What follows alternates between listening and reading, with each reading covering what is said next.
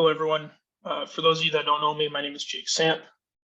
I'm from the Sioux Falls area, and with the South Dakota Umpires Association transitioning to the CCA mechanics, I was asked to kind of run through the fundamentals of the two umpire system under this CCA, or the Collegiate Commissioners Association, two umpire system manual. First and foremost, let's talk about two umpire system philosophy. This is the base set of mechanics that all umpires use. This is because the 3 and 4 umpire systems build upon the two umpire system. In the two umpire system, the concept of angle over distance is paramount. There are far more responsibilities that each umpire has, and as a result, sometimes we just have to get a good angle rather than being on top of the play. Mechanics are a starting point. They are not the be-all, end-all for positioning on the field. The CCA works off of the theory of what is the most likely occurrence on the field to happen without the ball being put in play.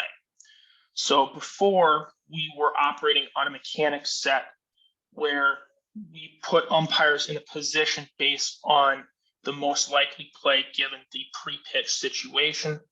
Now we take that into consideration, but we prioritize what could happen with a baseball that is not put in play, but where we still have a play being made. So we're going to divide this series up into different pre-pitch situations. So we're going to start with no runners on.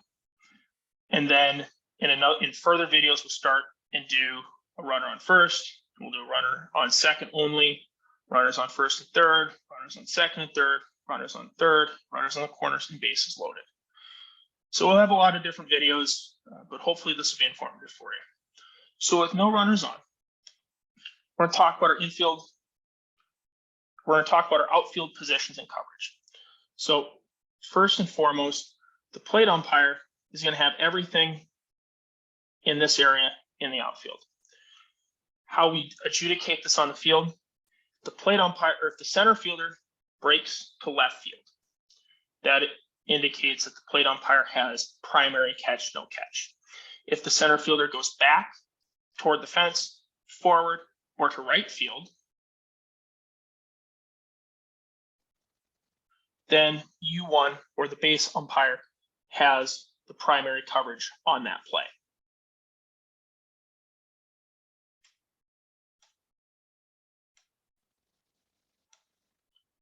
As far as infield catch, no catch coverage, what we're going to do is with this play pick here, we're going to follow the arrow, and that's going to tell us who has the primary catch, no catch.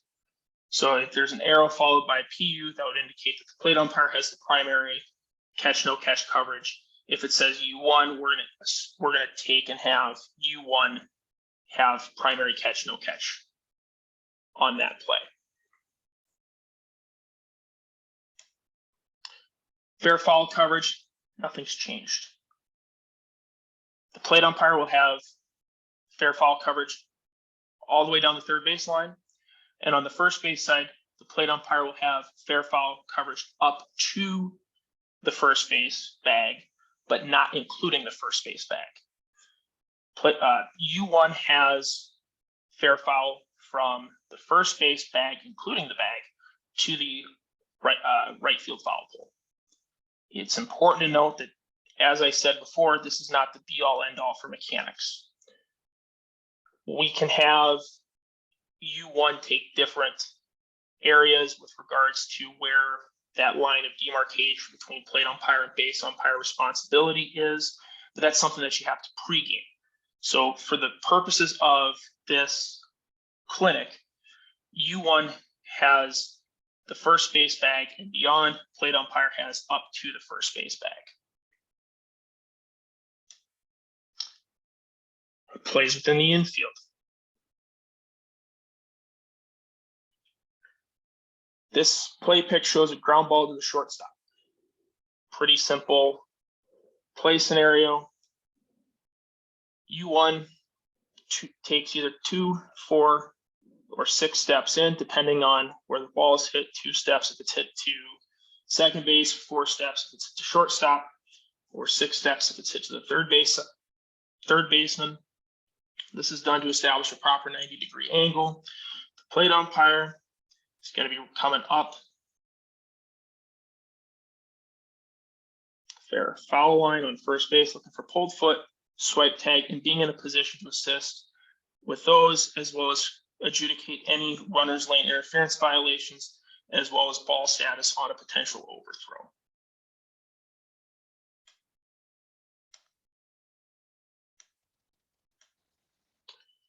As I just mentioned, plate umpire moves up and will have primary coverage of ball status on an overthrow. So the plate umpire, when we take a play at first base like this, in this situation, being stopped and set at the time of the throw is paramount. And we want to be straddling the fair foul line on the first base line. So we have an overthrow here. Plate umpire is going to move off the line and adjudicate. If we have a ball that goes out of play, we're going to raise our hands and call time. If the ball stays in play, we're going to give a safe signal and say that ball's in play. Pretty simple here. If you're the base umpire, get in, be in position for a play at second base.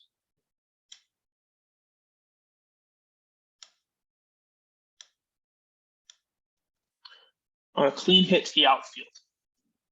This is a test question on the SDUA test, so I'll give you a free answer. When a ball is hit, put in play, the plate umpire should be out in front of the plate. So we had a clean hit up the middle. Plate umpire does a good job coming up here. Base umpire comes in, button hooks. And this is a little mechanic that most umpires don't do, but should do. Take that first step or two towards second base.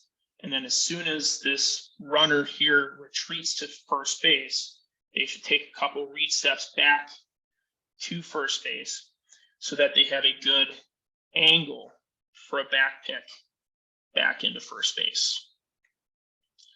Far too often, I see where a base umpire just comes in and just does this, and then they go to their B position. Now, if we have a back pick play, they're here as opposed to being here, and there's a much better look at that play from the X as opposed to the O.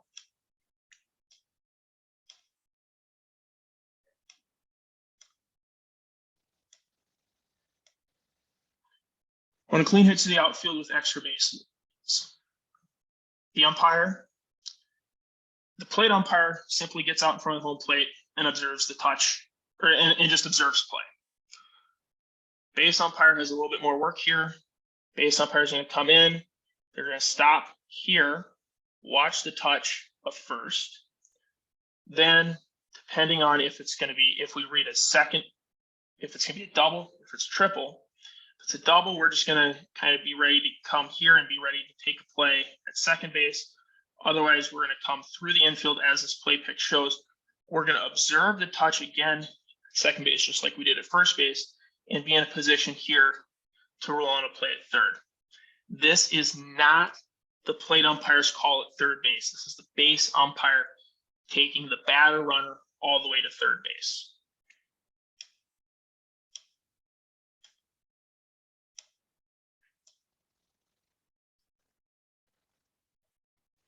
Talked a little bit ago about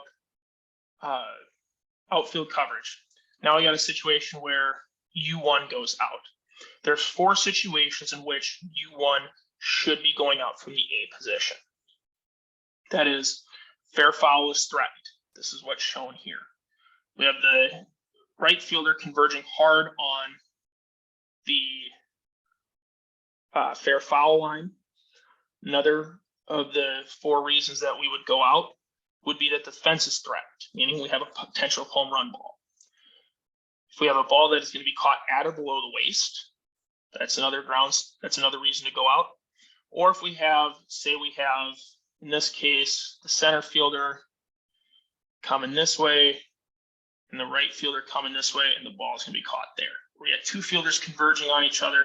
It's another situation that we want to have U1 go out. For the for the plate umpire, this is where the real work begins. So we clear the catcher to the left and come out. And in this situation, the plate umpire is responsible for the touch at first base and any play into second base. The base umpire, after the catch, would come back, and the base umpire, U1, would have any play at the plate on an overthrow or something like that.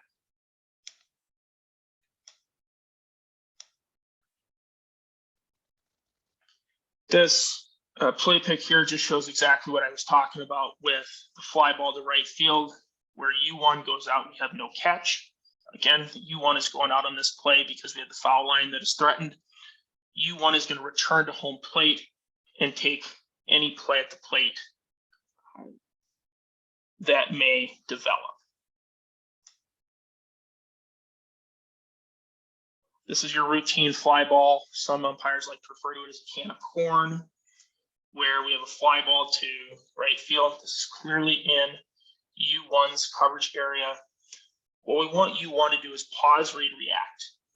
Watch the fielder. If the fielder's standing under it, or if they're just kind of jogging over to the baseball, it's probably a good indication that the ball is going to be caught above the waist, and it's not a situation where we would need to go out. Read the fielders, because the fielders will tell you what you need to do. In this case, U1 reads that this is not a trouble ball, so they come in.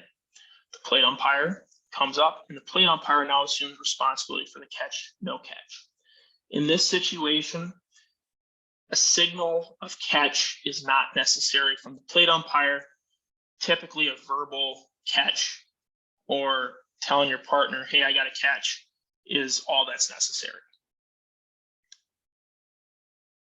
The fly ball to left field with no catch, similar to other fly balls, except this time this is in the plate umpire's area of coverage.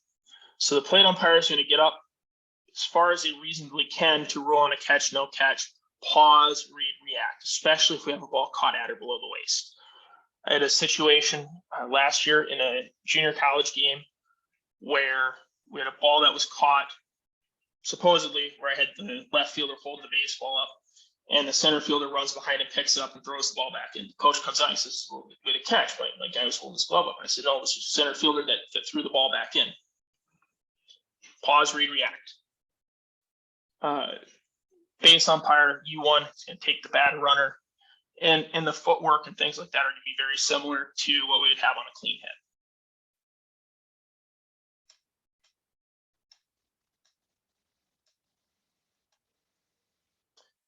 That's going to conclude this first session on two umpire system mechanics.